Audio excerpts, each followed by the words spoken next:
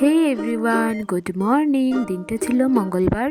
আমি আর দিদা সকাল সকাল স্নান টান করে আমরা রেডি হয়ে বেরিয়ে পড়েছি দিদির বাসার যাওয়ার উদ্দেশ্যে।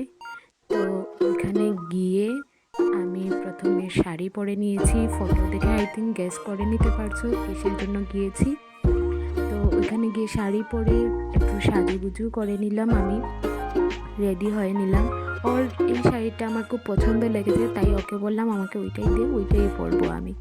তো রেডি হয়ে বসে পড়েছি আশীর্বাদের জন্য। আমার ছিল আজকে প্রথম আইবুড়ো ভাত।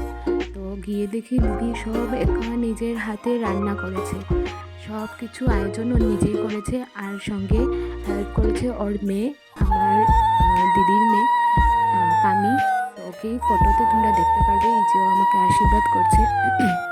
খারাপও লাগছে ওদেরকে ছেড়ে চলে যাব, আর খুশিও লাগছে নতুন একটা জীবনে পা দেব। তো সব কিছু নিয়ে একটা এক্সাইটমেন্ট।